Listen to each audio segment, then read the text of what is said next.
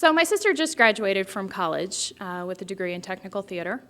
My parents, who are hippies, gave her 2 gifts. The first one was a tent, so she'd always have somewhere to live. And the second was a bong, because that's the kind of family that I come from. So now there's all this pressure on me to get a real job.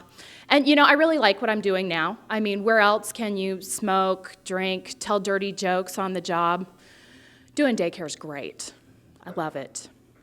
But, eventually I'll probably try to get back into the corporate world and climb that corporate ladder. And if I do, I'm really hoping I can break through that glass ceiling, because that's what women always talk about. But when I break through that glass ceiling, I'm not going to wear any panties. I'm not.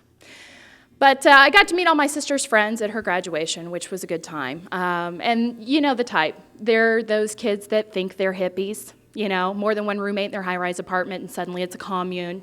Yeah, so they smoke a bowl, and they wear embroidered jeans, and they recycle. Yeah, what they're really doing is they're driving their brand new VW Bugs to their tech support jobs for pot money. Their jeans are embroidered by Donna Karen, and recycling to them means dragging their little plastic bins to the curb on trash day. Yeah, get a clue. Recycling your beer cans does not make you a hippie. I know from hippie. My parents were long-haired, granola-eating, mountain-living freaks. And, life with my parents was really one adventure after another. We moved around a lot when I was a kid because we lived in a van. And that got a little crowded after a while, so we moved into a bigger place. It was a school bus, yeah. And that was a lot of fun. People think it's really funny to live in a school bus, but you imagine being the kid that goes to school all day only to ride the bus home to get on another freaking bus. Yeah, well, that was me, And everybody thinks it's all love, beads, and rainbows with hippie parents, but, eventually I did rebel.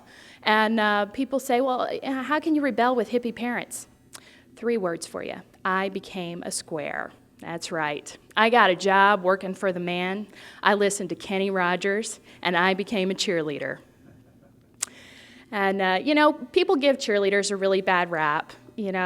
Some people look at it as a conquest to bag a cheerleader, like it's that hard, And I used to date a lot when I was a cheerleader, and I actually dated this guy for a while who just had 1 testicle. I was dating the uniballer. Instead of love letters, I used to get manifestos. And he used to talk about it all the time. and I would hang out with these guys, and they were just kept talking about it, their packages.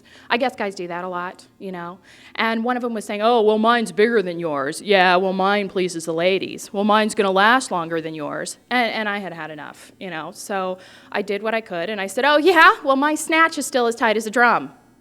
Yeah, that shut him up. And then the next morning, I found out that they were actually talking about their retirement packages when my boss called me into his office and told me he didn't really want me drinking at work anymore, and he didn't think that that was appropriate to say in a sales meeting. So, now I'm doing daycare, which is great. But, I went back to my high school reunion recently, and they asked me the same question that you're probably thinking. You used to be a cheerleader? How'd your ass get so fat? And it really happened kind of quickly when I started sucking on Twinkies instead of football players. And I hate to admit it, but I became a Twinkie slut. I started swallowing when I really should have spit. So, thank you very much.